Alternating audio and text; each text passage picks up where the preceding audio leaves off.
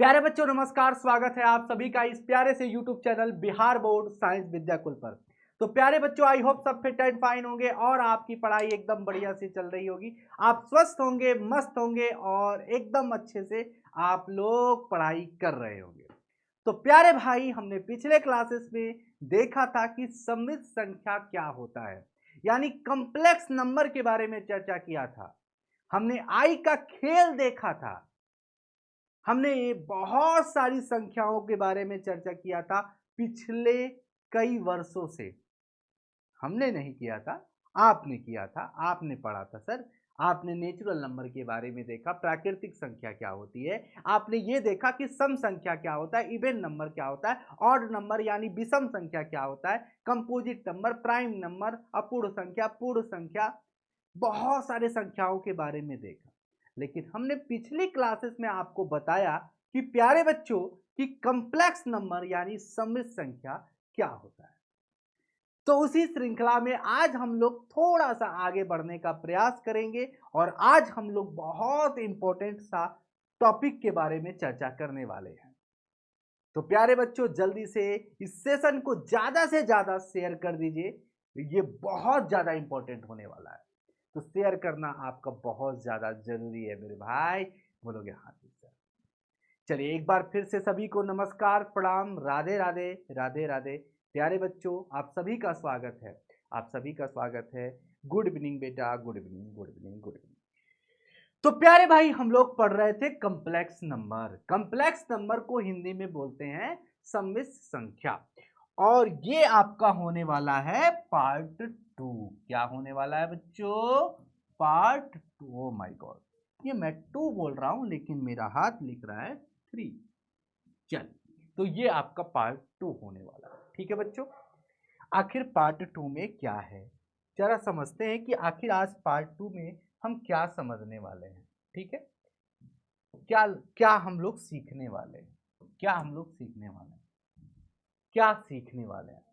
तो आज हम इसमें 2 टॉपिक के बारे में चर्चा करेंगे बेटा। सबसे पहला टॉपिक जो होगा वो आपने देखा, मापांक क्या होता है। क्या भाई? मापांक, जिसको अंग्रेजी में बोलते हो मॉडुलस। क्या बच्चों? मॉडुलस। ठीक है। दूसरे टॉपिक के बारे में जो हम चर्चा करने वाले हैं उसका क्या नाम है मेरे भाई? तो वो है कोणांक। क्या है? कोणांक। कोणांक को अंग्रेजी में बोलते हैं आर्गुमेंट। क्या बोलते हैं प्यारे भाई? आर्गुमेंट्स। ठीक है। तो हमें इन दोनों टॉपिक के बारे में बड़े बेहतरीन ढंग से समझना है।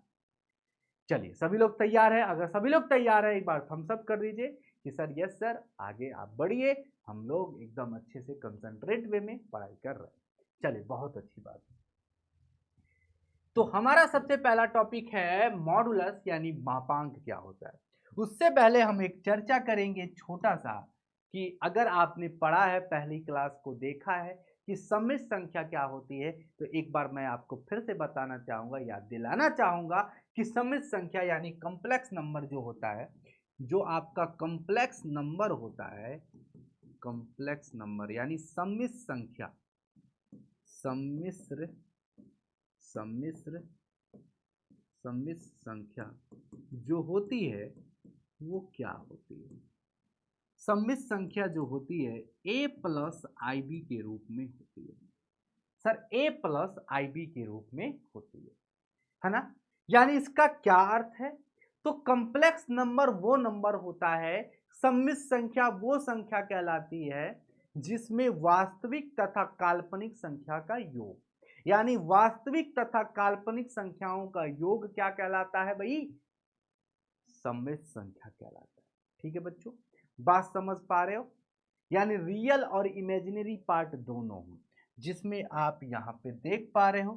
एक एग्जाम्पल के रूप से हम समझाने का प्रयास कर सकते हैं कि अगर मैं बोलूं कि जैसे लिखा हुआ 3+4i, तो इसमें 3+4i की अगर बात करें तो इसमें 3 क्या है? आपका रियल पार्ट है। क्या है?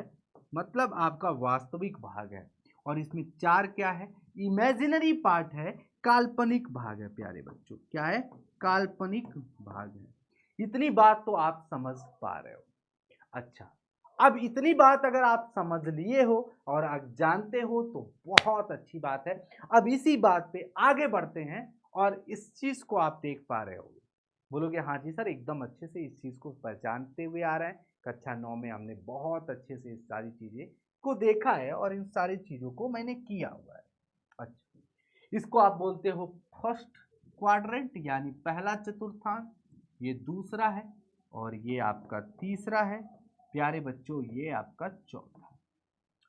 तो हम सीख रहे हैं मापांक क्या होता है।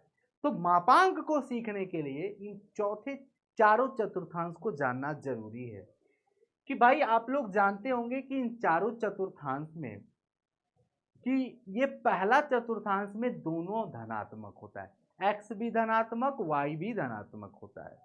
तो अगर देखा जाए तो आपका ये अगर सम्मिश्र संख्या की बात करें तो ये कैसे यहाँ पे होता है, तो ये इसमें फर्स्ट क्वाड्रेंट में a प्लस आई बी के रूप में पाया जाता है।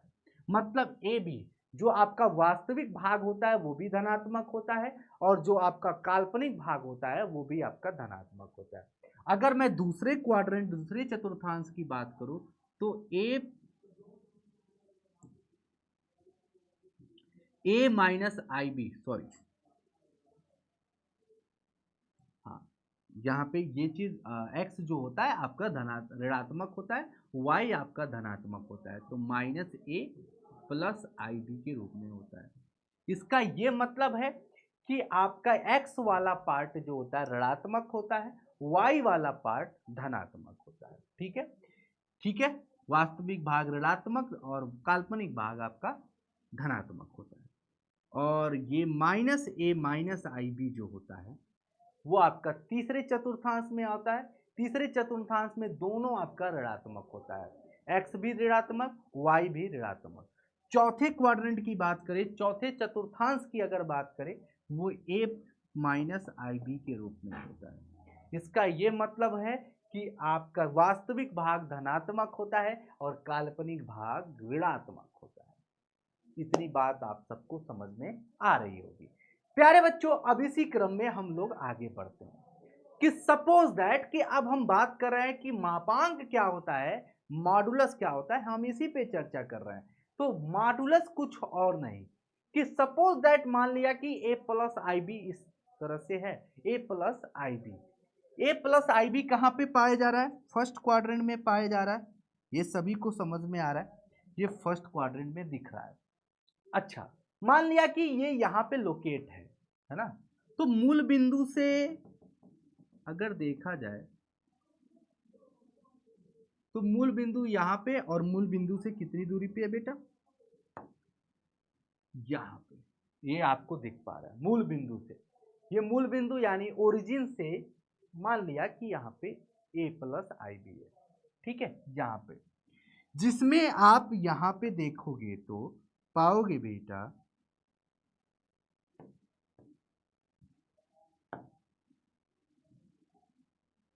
ये चीज, इसमें a क्या है, a क्या है, ये x वाला पार्ट, इसमें x वाला पार्ट ये a है और b ये y वाला पार्ट b है। तो अगर मैं आपसे पूछूं ये वाला पार्ट क्या होगा, तो यहाँ पे आप पाइथागोरस थ्योरम जानते हो, प्रमेय जानते हो, उसकी मदद से आप कहोगे सर ये तो बड़ा आसान है, रूट में a square plus b square. तो मैं अगर बताऊं कि मॉडुलस क्या होता है, मापांक क्या होता है, तो मापांक यही होता है प्यारे बच्चों कि मूल बिंदु से वो जो सम्मिश्र संख्या है कितनी दूरी पे है, यानी रूट में a square plus b square. तो फाइनली क्या निकल के आया कि जब कभी भी आपको मापांक निकालना है, मापांक को डिनोट किया जाता है प्यारे बच्चों, मापांक को डिनोट किया जाता है मेरे भाई r से। और क्या होता है फॉर्मूला, रूट में a square plus b square, root में a square plus b square.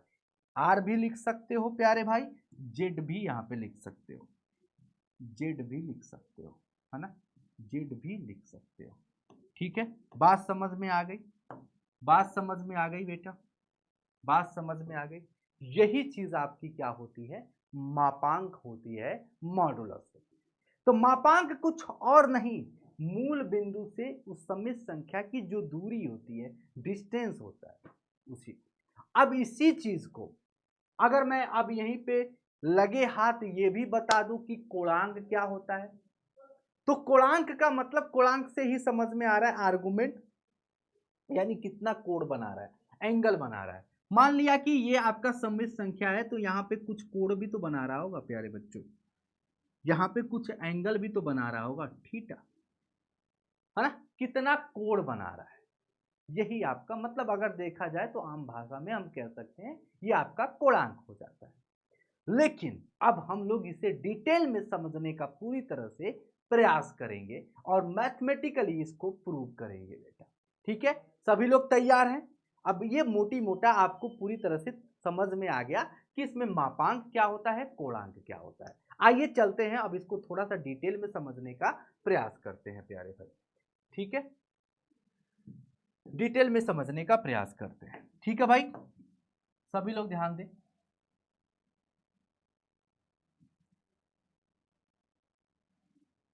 सभी लोगों को दिख रहा है ये? तो माना कि यहां पे एक कोई भी सम्मिश्र संख्या है a प्लस आई बी के रूप में, ठीक है प्यारे बच्चों, ये आप सभी को दिख रहा है। और ये मूल बिंदु से मान लिया कि इसकी दूरी है ना, और यहां पे ये चीज होती है, मान लिया इसका डिस्टेंस, ये आपका पॉइंट ए होता है और ये आपका बी होता है, ये तो आप समझ पा रहे हो। अच्छा, ये एक चीज जानते हो फिजिक्स की भाषा में, ये जो आपका एक्स एक्सिस होता है, एक्स अक्ष होता है, इसको आर कॉस थीटा, मतलब आर कॉस थीटा नाम क्यों दे रहे हैं, यहाँ पे थीटा हो गया, ये मान लिया कि कोण बना रहा है, कुछ एंगल बनाएगा, थीटा कोण तो बनाएगा, और ये आर क्या है, आर मतलब ये दूरी की बात कर रहा है, ये मान लिया ये आपका रिजल्टेंट है, आर की बात कर रहा है, तो ये पूरा का पूरा आर है, इसमें आर का ही ये भाग है, ये चीज है, बात समझ में आया। तो ये एक्स अक्ष जो है, एक्स अक्ष की बात कर रहा है, तो ये आर कॉस थीटा है, क्या भैया, ये आपने फिजिक्स में पढ़ा होगा, ये आर कॉस थीटा है, हॉरिजेंटल वाली लाइन जो होती है वो कॉस थीटा मानी जाती है, और ये जो परपेंडिकुलर, ये जो लंब दिख रहा है वाई अक्ष के, वो आपका साइन थीटा हो जाता है, क्या प्यारे बच्चों, ये आपका साइन थीटा हो जाता है, तो आर साइन थीटा। अब इस चीज को हम लोग मैथमेटिकली प्रूव करते हैं प्यारे बच्चों।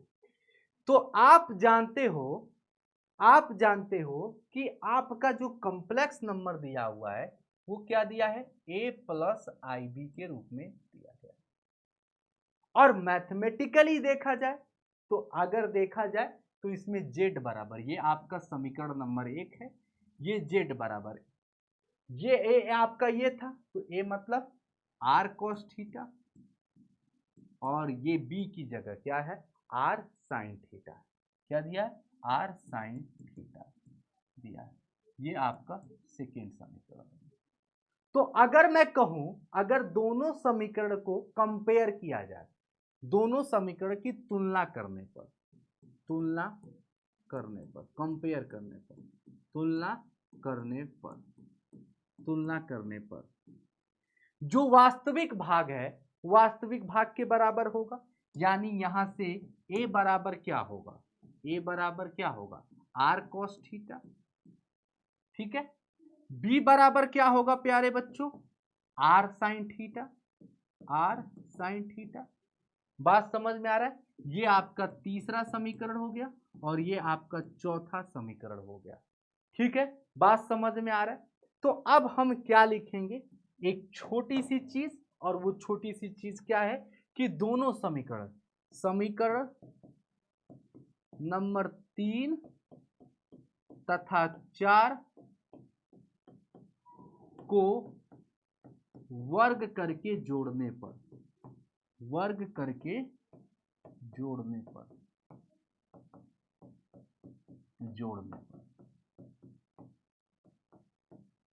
ठीक है, अगर हम वर्ग करके जोड़े तो हमारे पास क्या निकल के आएगा, दोनों तरफ, दोनों समीकरण को तीसरा तथा चौथा को वर्ग करके जोड़ने पर, तो हमारे पास निकल के आएगा result a square plus b square r square cos square theta और plus r square sine square theta.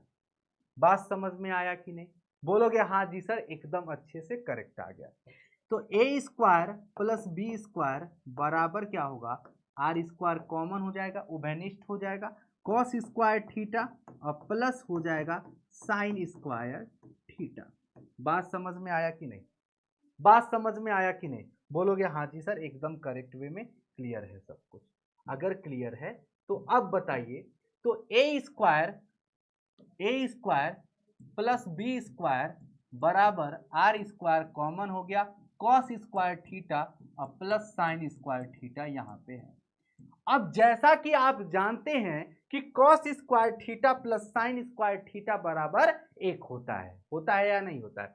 तो यहां से आपका फाइनली क्या निकला, ए स्क्वायर प्लस बी स्क्वायर बराबर आर स्क्वायर इंटू 1। तो यहां से आप लिख सकते हो कि आर स्क्वायर बराबर क्या भाई, आर स्क्वायर बराबर ए स्क्वायर प्लस बी स्क्वायर। तो आर बराबर क्या होगा, रूट में ये स्क्वायर है तो उधर रूट हो जाएगा ए स्क्वायर प्लस बी स्क्वायर। बात समझ में आया कि नहीं? बात समझ में आया कि नहीं? और इसी चीज को आप क्या कहते हो, मापांक। क्या कहते हो प्यारे भाई? इसी चीज को आप क्या कहते हो, मापांक कहते हो। मापांक, मापांक यानी मॉडुलस। क्या प्यारे बच्चों, मॉडुलस। ठीक है, करेक्ट। क्या यहाँ तक आप सभी को क्लियर हो गया कि मॉडुलस कभी भी निकालना है तो आपको ये फॉर्मूला यूज करना है। अब इस पे एक सवाल हो जाए, ताकि आपकी क्लियरिटी हो जाए। जैसे एक एग्जाम्पल के तौर पे मान लिया कि z बराबर 2 + 3i है ना। यदि z बराबर ये 2 + 3i है तो आपसे क्वेश्चन पूछ रहा है, तो बताइए, तो मापांक ज्ञात करिए। तो मापांक ज्ञात करें, मापांक ज्ञात करें। प्यारे बच्चों क्या करो, हमने फॉर्मूला क्या पढ़ा है भाई, हमने फॉर्मूला क्या पढ़ा है मापांक ज्ञात करने के लिए, a square plus b square root में। तो जेड बराबर ए का मान क्या दिया है, 2 दिया है, 2 का वर्ग 4 और बी का क्या दिया है, 3 × 3 = 9, यही तो दिया है, 3 का वर्ग 9। तो यहां से इसका मापांक क्या आ जाएगा, 9 × 4 = 13 रूट में 13। तो इसका मापांक क्या होगा प्यारे बच्चों, रूट में 13 हो जाएगा। बात समझ में आया कि नहीं? तो कभी भी कोई भी अगर क्वेश्चन इस तरह का दिया हुआ है तो आपको मापांक ज्ञात करना है, मॉडुलस निकालना है, तो आप ऐसे ही निकालोगे किसी फॉर्मूले की तरफ। ठीक है, अब हम बात करते हैं थोड़ा सा कोणांक की, है ना भाई। कोणांक की बात करते हैं, फिर इस पे एक दो सवाल लगा लेंगे हम लोग।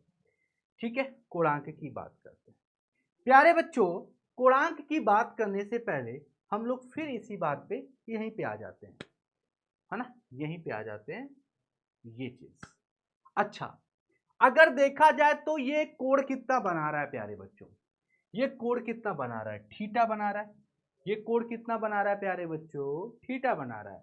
ये आर साइन थीटा, ये आर कॉस थीटा। तो क्या यहाँ पे हम एक रेशियो, एक अनुपात ले लेंगे टेन थीटा? ईमानदारी के साथ बताइएगा, क्या यहाँ पे टेन थीटा हम ले सकते हैं? क्या यहाँ पे हम टेन थीटा ले सकते हैं?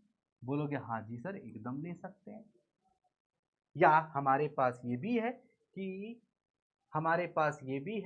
कि हमारे पास दो समीकरण निकला था ना भाई, एक समीकरण ये तीसरा और एक समीकरण चौथा, तीसरा और चौथा।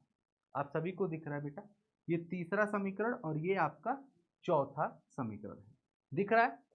तो आप कहोगे क्या, चौथा समीकरण को तीसरा से भाग देने पर आपके पास तीसरा समीकरण क्या है, ए बराबर आर कॉस थीटा, ये आपके पास तीसरा समीकरण था। बी बराबर क्या था, आर साइन थीटा, ये बी बराबर था चौथा, है ना, है ना। तीसरा समीकरण को चौथा से भाग देने पर समीकरण थर्ड को फोर्थ से, चौथा समीकरण से भाग देने पर, क्या बच्चों, भाग देने पर, भाग देने पर जब आप भाग दीजिएगा तो क्या मिलेगा बाबू, आप बताइए। तीसरा समीकरण को चौथा समीकरण से भाग देंगे तो क्या मिलेगा, अब बताइए। आर साइन थीटा हमारे पास है, आर कॉस थीटा, है ना। तीसरा समीकरण को चौथा समीकरण से भाग देने पर, वो उल्टा लिख दिया बेटा यहाँ पे, चौथा समीकरण को तीसरा समीकरण से भाग देने पर, चौथा यहाँ पे होना चाहिए और तीसरा यहाँ पे होना चाहिए। चलो अब सही है। तो ये क्या हो जाएगा, r sine theta upon r cos theta, और ये आर साइन थीटा बराबर क्या था, बी, और आर कॉस थीटा बराबर ए था, ठीक है। तो आर साइन थीटा, आर से आर कट गया, और साइन बटा कॉस क्या हो जाएगा, टेन थीटा, टेन थीटा बराबर बी बटा ए, करेक्ट है।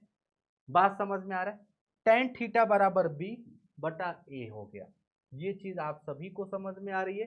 तो बताइए थीटा बराबर क्या हो जाएगा, थीटा बराबर क्या हो जाएगा, टेन इनवर्स बी बटा ए, टेन इनवर्स बी बटा ए हो जाएगा।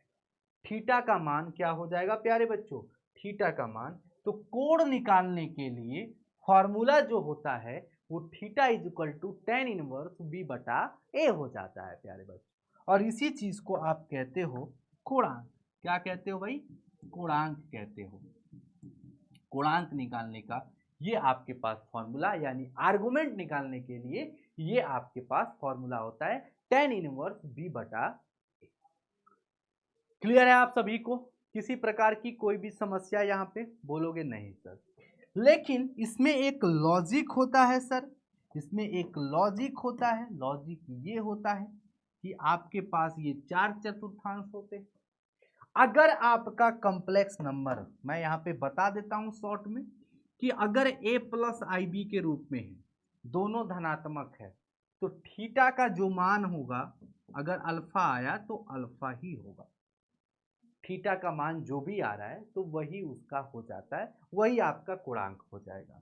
लेकिन अगर minus A plus i B है, अगर इस रूप में लिखा हुआ है, तो थीटा का जो मान होगा वो अल्फा तो होगा, अल्फा जो भी निकल के आएगा उस अल्फा को पाई में से माइनस कर देना है, पाई में से अल्फा को माइनस कर देना होता है, ठीक है, ये बात याद रखना।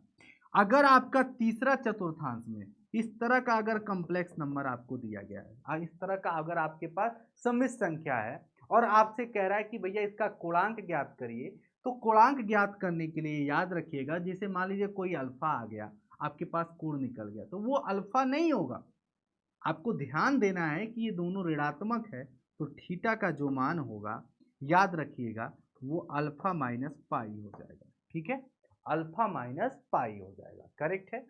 अगर आपका a माइनस आई बी के रूप में है, तो इससे पता चल जाएगा ये आपका चौथे चतुर्थांश में, और जैसे ही पता चलेगा ये चौथे चतुर्थांश में है, तो आपका जो थीटा होगा वो अल्फा नहीं होगा सर, वो माइनस अल्फा होगा।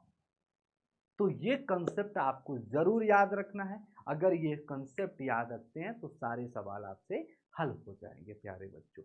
अब आइए चलते हैं एक सवाल देखने का प्रयास करते हैं, एक उदाहरण तुम्हारे सामने प्रस्तुत करते हैं मेरे भाई, कि जैसे मान लिया कि आपके पास एक कोई कॉम्प्लेक्स नंबर इस तरह से दिया है 1 प्लस आई, ठीक है, और आपसे कह रहा है कि इसका मापांक तथा कोणांक दोनों ज्ञात करिए।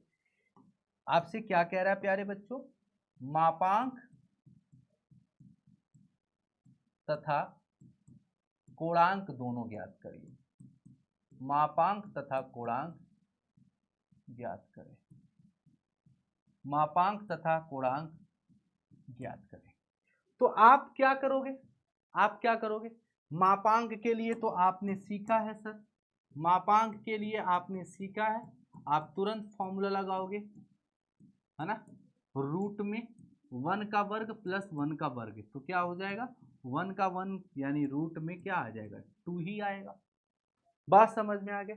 कोणांक के लिए आपने क्या सीखा है सर, कोणांक के लिए क्या सीखा है सर, कोणांक के लिए डायरेक्ट अगर फॉर्मूला आप लगाते हो, आप पूरे डिटेल में नहीं करते हो, तो आपने फॉर्मूला लिखा है थीटा बराबर टेन इनवर्स बी बटा ए, आपने यही सीखा है। तो थीटा बराबर, अब ये चीज सीख लेना है कि थीटा जो आपका ये सममित संख्या है किस क्वाड्रेंट में है ना, किस क्वाड्रेंट में है, किस चतुर्थांश में है। तो a प्लस आई बी, क्या आप नहीं देख पा रहे हो, ये फर्स्ट क्वाड्रेंट में ही सिचुएट कर रहा है ना, पहले चतुर्थांश में ही है ये पहले चतुर्थांश में ही है। तो b का मान भी 1 है, a का मान भी 1 है।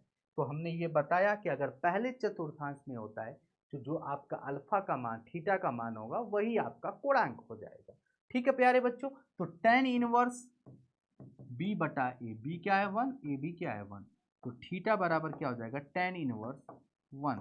tan इनवर्स 1 का मतलब tan का मान कब 1 होता है, tan का मान कब 1 होता है, tan के किस मान पे 1 होता है सर, 45 डिग्री, यानी पाई बटा 4 इसका उत्तर हो जाएगा। तो ये अल्फा आया और यही अल्फा आपका कोणांक हो जाएगा। ठीक है प्यारे बच्चों, तो ये इसका मापांक हो गया, ये इसका कोणांक। लेकिन अगर इसी में सवाल हमने बदल दिया, थोड़ा सा सवाल अगर मैंने बदल दिया, सवाल को थोड़ा सा मैं बदलता हूं बेटा, थोड़ा सा सवाल को बदलता हूं। अगर मान लिया कि z बराबर 1 माइनस आई लिखा हुआ है, लो भाई ये अब द्वितीय चतुर्थांश में है, तो आपसे पूछ रहा है तो बताइए मापांक तथा कोणांक ज्ञात करिए, मापांक तथा कोणांक ज्ञात करें, मापांक तथा कोणांक ज्ञात करें। चले, अगर मैं इसको अगर देखूं डिटेल में तो मापांक क्या होगा प्यारे बच्चों, मापांक क्या होगा, √1 का स्क्वायर, √1 का स्क्वायर तो यानी √2 ही होगा, इसमें कोई दिक्कत नहीं है। ये आपका पहला टॉपिक होगा।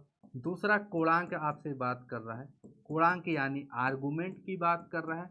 आर्गुमेंट क्या होगा प्यारे बच्चों, आर्गुमेंट क्या होगा, तो आर्गुमेंट की अगर मैं बात करूं तो फॉर्मूला आपने सीखा है सर, थीटा बराबर tan इनवर्स b बटा ए, यही आपने सीखा है। अब देखो, तो tan इनवर्स अगर देखा जाए तो tan इनवर्स अगर देखा जाए तो b का मान क्या है, -1/1। तो tan का मान पहले यही सोचना है 1 कब आता है सर, 45 डिग्री पाई बटा 4। परंतु क्या ये किस क्वाड्रेंट में है, किस चतुर्थांश में है, बोलोगे ये सर द्वितीय चतुर्थांश में है। द्वितीय चतुर्थांश में है तो हमने बताया हुआ है द्वितीय चतुर्थांश में जैसे ही होता है तो अल्फा तो होगा, परंतु अल्फा हमारा कोणांक नहीं होगा, पाई माइनस अल्फा होगा, है ना भाई, ये ज्यादा इंपॉर्टेंट है।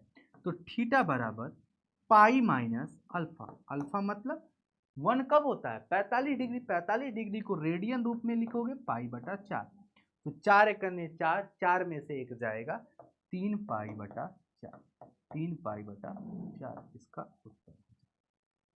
तो इसका मापांक क्या होगा √2 और इसका कोणांक क्या होगा 3 पाई बटा 4। तो प्यारे बच्चों आई होप आपको सारी चीजें क्लियर हो गई होगी।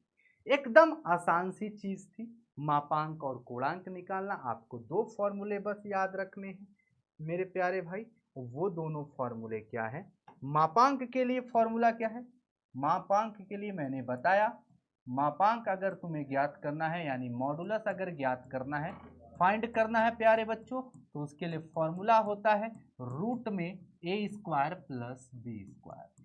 अगर आपको कोणांक ज्ञात करना है मेरे भाई, क्या ज्ञात करना है, कोणांक, कोणांक यानी आर्गुमेंट ज्ञात करना है, फाइंड करना है, तो आपको करना क्या होगा, आपको करना क्या होगा, थीटा बराबर tan इनवर्स b बटा a करना होगा। ठीक है, ये आपको दोनों पॉइंट याद रखना है। अगर ये दोनों पॉइंट याद रखना है तो मैं आपके लिए एक छोटा सा होमवर्क देता हूं, और वो होमवर्क ये है, ये आप लोगों को करके आना है। z बराबर 1 प्लस आई बटा 1 माइनस आई, यदि z बराबर ये चीज दिया हुआ है तो मापांक तथा कोणांक ज्ञात करें। कोणांक ज्ञात करें। ठीक है, सारे बच्चे इस क्वेश्चन को करेंगे और इसका उत्तर कमेंट बॉक्स में जरूर देंगे। ठीक है, तो ये आपके लिए क्या होगा, छोटू सा होमवर्क होगा। अगर ये आपने कर लिया तो फिर हम लोग मिलते हैं अगले क्लास में, और अगले क्लास में एक नई चीज सीखने वाले हैं। तब तक के लिए थैंक यू वेरी मच। जय हिंद, जय भारत।